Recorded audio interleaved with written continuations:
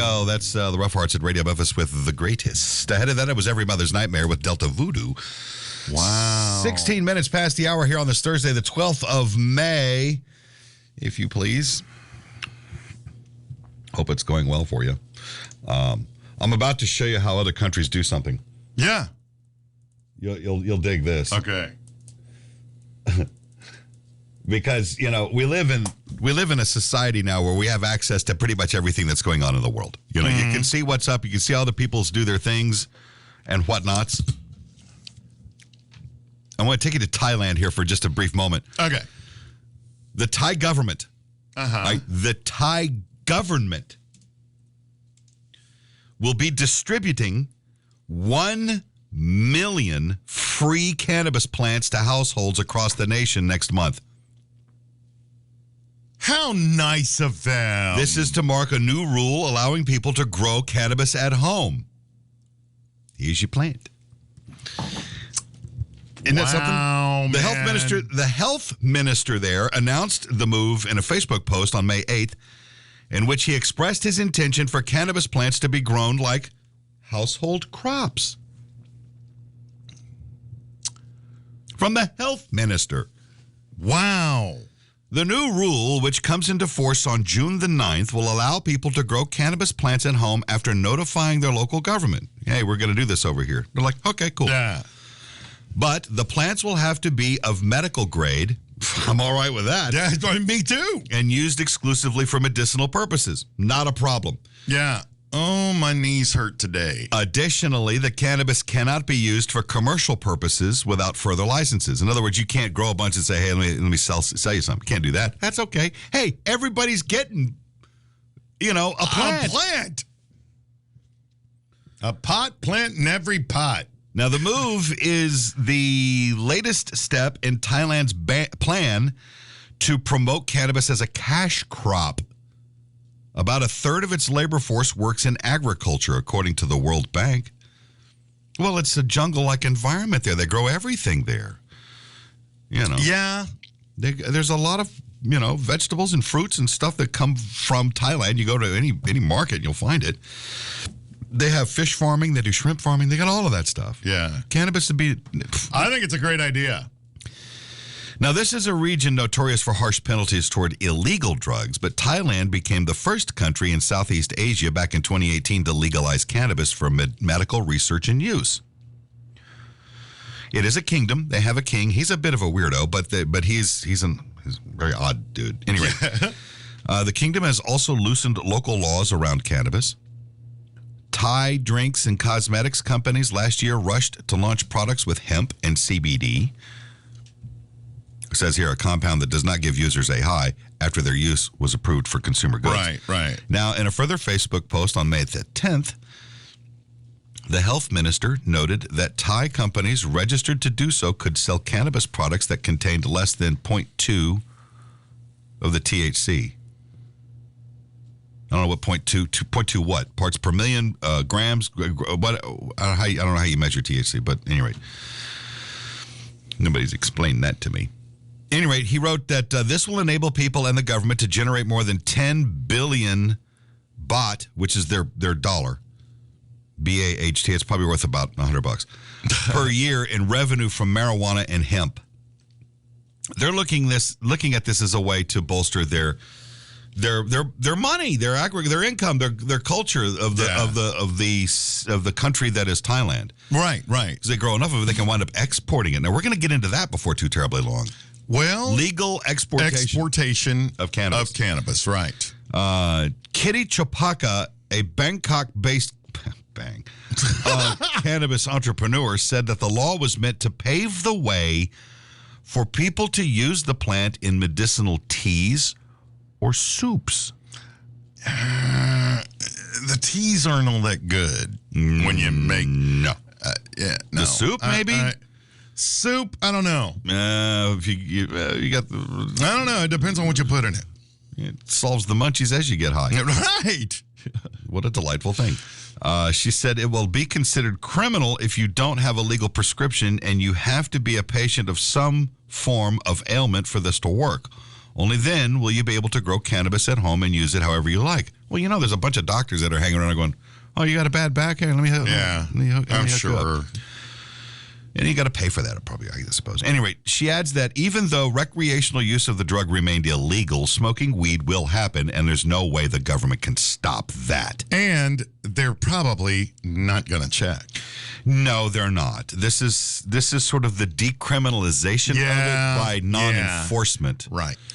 So let's just say, let's go medicinal. We'll give you a plant. Let's start it at home. Right. All you have to do is get the card. You got a doctor. There you go. You're good. And it's government-run healthcare, too, mind you. And, can you imagine if, the whole planet was just stoned, how calm everything would be? Yeah, but there's a time and a place for it. Well, I don't mean the whole time. You can't go through life just waking and baking every day. You won't get anything done. There are some people that need to do that. Yeah, probably so. Oh, yeah. There are people that probably should. I'm not one of them. Wake and bake and never do anything. No, I like to get all my responsible adult shit done first, and then toward the end of the night, perhaps before bedtime, That's the best time.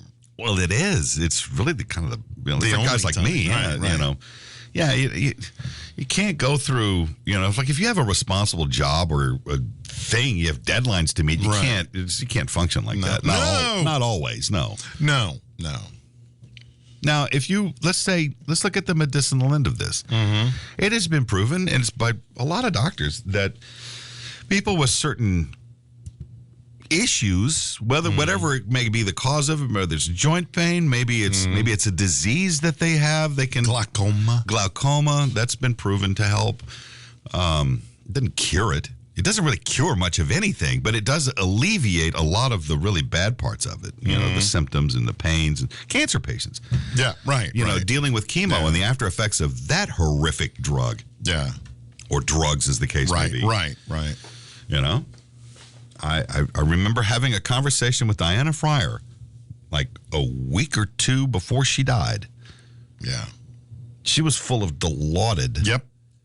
And, as she was at the end of the rope there. And, I went to see her and her family, and I was talking to her sister-in-law, and we were out in her carport, and she said, she asked me to kick everybody out of the house and go get some cannabis. Yeah. She was, the Dilaudid was doing, all the Dilaudid does is kind of dull it. Yeah. The pain, I'm sure it was just intense. She wasn't all there at the... Right. No, I know, at that point. And when you're under that type of... And Dilaudid, that's I don't know. That's a rough drug, dude. It is. I get it. I know why it exists. Oh, and I see its uses. But even under that fog of that painkiller, to sit there and go, man, I should go for a joint right now. Yeah. Just to take the edge off. Yeah. Just to take the edge off. A little over a year ago when I broke my rib. Right. It was Aleve and edibles. Yeah. I couldn't smoke it because I was afraid of the cough. Right. Hell, I was in excruciating pain when I farted. I remember this, though. Oh, it was awful. I do remember this. Not to take away from any of the other ailments that are out there, but I'm speaking from experience. Right. A broken rib is no fun. And I've talked to other people that have gone through that, and they're like, dude, there's nothing in the world that you can describe that type of pain. Yeah. And it's the spasms that go with it, and the muscles around it are trying to do their thing, and it's awful. And I had a telephone call with a doctor.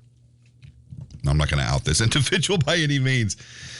And the words, he was like, well, you could come here if you could get into a car and we could take pictures of it, but I know what a broken rib looks like. So that's no point. Right. And what you're describing to me is broken rib. Is a broken rib. Hence the question. Is your breathing labored? No. Okay, you don't have a punctured lung. Are you coughing up blood or anything like that? No. Well, then you don't have any internal damage. I'm thinking it's a crack or a break that's close enough. Are you peeing blood? No. Again, no internal damage. No internal damage. I'm coughing some, and it hurts like holy hell to do it. She goes, well, there are solutions, and you know them. Yeah. To get some sleep. Right. Then she didn't come right out and say it. Sure, of course not. Take 2 Aleve twice a day, 12 hours apart. That's the best I can do for you. We can't tape it up. In fact, that's the worst thing you can do. That's right. No, you can't set a rhythm. You can get sick like that. Right. And just like, suck it up and deal with this pain. Right. It's going to be about 10 days of this excruciatingness, but it was longer for you, though. You're stretched out. Like it's about 3 weeks, I think, of just excruciating pain. And you couldn't sleep. I couldn't get comfortable. I lay on my back. I was hurting. My side was impossible. And so the Cookie Monster showed up. Yeah. And that helped. Yeah. Because I would be able to sleep. I was tired, right, you know? Right. Mm-hmm. And that dulled it enough for me to be able to go to sleep. And I'd sleep for like an hour or so, but still, that was better than nothing. I recently found a strain that helps my knees. Mm-hmm. Oh, my God. Oh, wow. After I had some, I got up to go to the living room or whatever, and the pain in my knee was just down to a slight ache. Yeah. And I went, holy crap, this stuff is great. That makes it tolerable. Oh, yeah. And that's the beautiful thing about an analgesic of whatever that is. And that's it. This one obviously had enough anti-inflammatory properties to it that, man, it really worked well. And I'm not here to tell anybody how to live their lives. You do what you want. If you don't like it, that's fine. Right. But I can tell you, speaking from experience, and I've seen it countless times, that there is benefit to this, and Thailand seems to have understood this. They clearly have done their research on this enough to the point where they're going to give out plants. Let's do the medicinal thing, but instead of just giving out cards, let's allow you to grow it at home and teach you how to do it so you can contribute to the agricultural end of this. Yeah. Start growing. Everybody has to grow an acre of cannabis. Well, it's not like that, but it's going to give you like a plant or two. Yeah. I mean, what's the average yield on a plant? What, about a pound? I don't know. I've never grown it. So, from what I've understood, it's about a pound per plant, depending on the strain. Right. And how well you do it and cultivate it and learn. I don't know anybody that's grown any on purpose. On purpose. I know somebody that grew some by accident. I know of people that grow it intentionally. Well, yeah. I mean, I know somebody that had like a pot plant, but I mean, go to Reddit. There's a subreddit called Trees. Oh yeah. That's right. And it's all specifically about that. About cannabis? About cannabis and cultivation of it. And it's everything from the scientific end to, hey, take a look at what I did. Yeah. Time-lapse stuff of their work, what they did, how they did it, what buckets they used. What worked, what didn't. Hydroponics, all that stuff. Right. And these are, Reddit will tear anything apart. I mean, they go all the way down to the screws with anything. Reddit's very different from other social media. It is. Everybody hates everybody, but everybody likes to show off their own stuff. Yeah, so you'll still learn something. Right. Now, if you go to the subreddit marijuana or cannabis, it's all about actual trees. It's like pine trees, sequoias, magnolias. It's funny how this two swapped out, but subreddit trees is all about cannabis. That's funny. Well, it's hilarious. It's fun. It's worth the look at. I mean, if you're interested in remotely interested in any of this, and I'm to the point now where I don't even care about talking about it in public or on this thing. Yeah. For quote unquote fear of retribution. I'm tired of the government trying to lay fear at my feet. Right. Not after the whole thing with the whole birth control deal. Oh my God, man. I mean, they want to make any woman who uses an IUD complicit in murder. That's the stupidest. That's insane. That is absolutely insane. Birth control is not murder. It depends on what church you go to. And that's what this is. This is, Yeah, this is religious morality. And that's a whole different deal. And when it comes to cannabis, I'm not hearing too many from the religious right saying, oh, no, we can't have this. They're not saying that. Right. You know, we jokingly referred to it as the devil's lettuce because there was a time in our history where people actually followed it that way. Exactly. But as people's proclivities look, it's all driven by the boomer generation. Mm-hmm. It is. They got old, and guess what they did? They started smoking dope again. Yeah. They did it as kids. And then in they the 60s, stopped, and then they're retired. They found Jesus, and then they go, oh, my sciatica. And then they started smoking dope and went, oh, that's much better. Yeah. Exactly.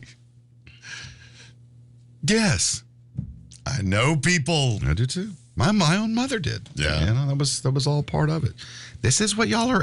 This is what we were. And you're right. This and is what we were angry about. Right, and I'm like, yeah. And you're like, yeah, this is it. This is all there was. Take as little or as much as you want. It doesn't really matter. You can't OD on it.